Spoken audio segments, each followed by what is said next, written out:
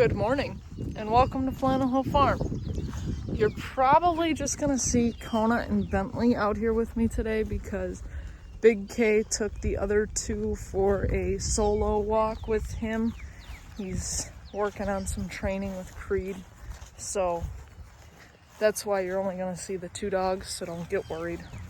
The main reason for this video today is I had a couple questions from a viewer about my last video.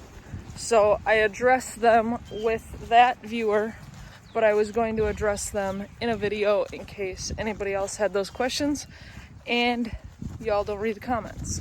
So we're going to talk about some stuff related to the new feeder with the chickens, and we're going to talk about chicken feed.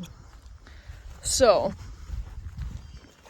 the new feeder is just a 2-gallon bucket, kind of like the 5-gallon buckets everybody knows, but this one's just a 2-gallon. And the question was, am I concerned with the movement of the bucket? So, as you guys know, when I put it up, it's just hanging on that rail, which is just like a chain link fence rail. We'll go in here and I'll show you exactly what I'm talking about. Good morning, ladies. I've already seen you today, but it's nice to see you again. So this is just like the top rail of a chain link fence. So on that, I just put this bucket, but because of the handle and this ridge in the middle, it kind of hangs to one side. So it does go back and forth a little bit. My chickens don't seem to care about that. However, if they did, like I told this viewer, I'd get Big K on the case and he would figure out how to make it stop moving.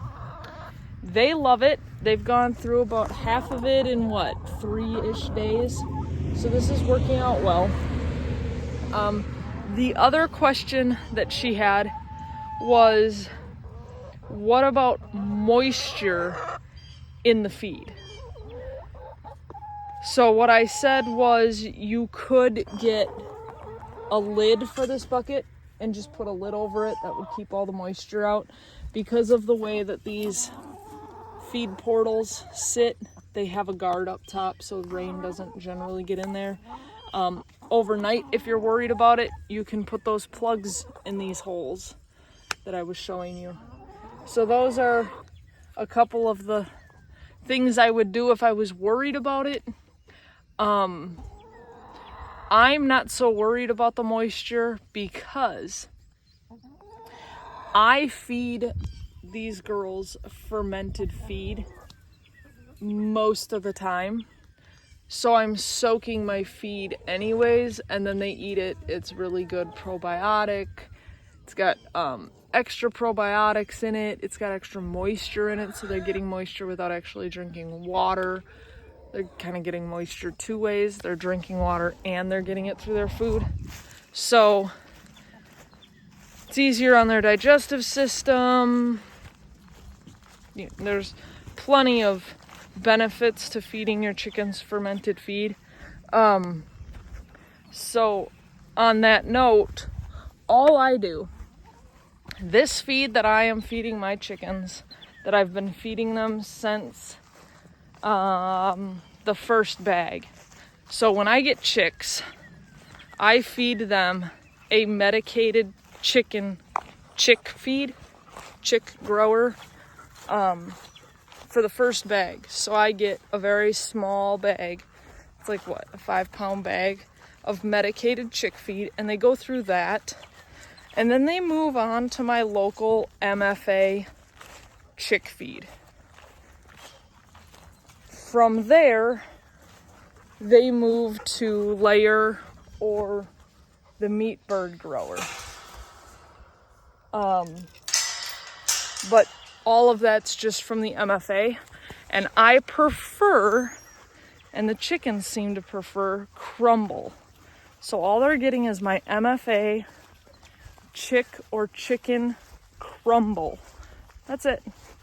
And then I just soak that, and then they get that as fermented feed.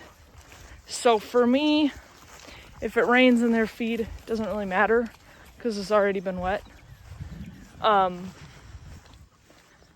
But if it's a problem for you,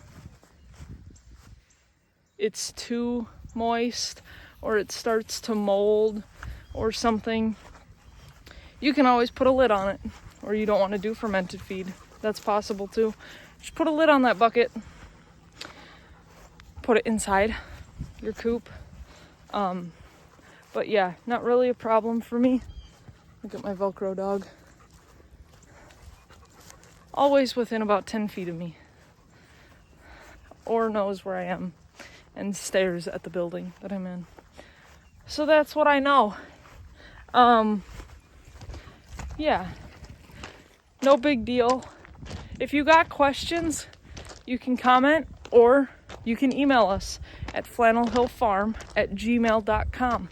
If it's something for Big K, you can put his name in the subject line and I will literally just give him my phone.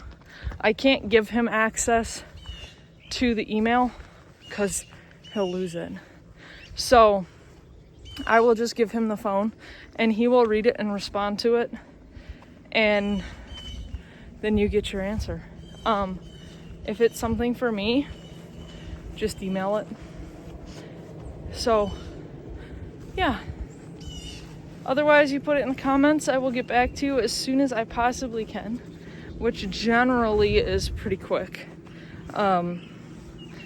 So, on your way back down the hill, if you wouldn't mind liking, sharing, subscribing, hitting that little bell notification button thing down there. And please remember, we really do appreciate y'all.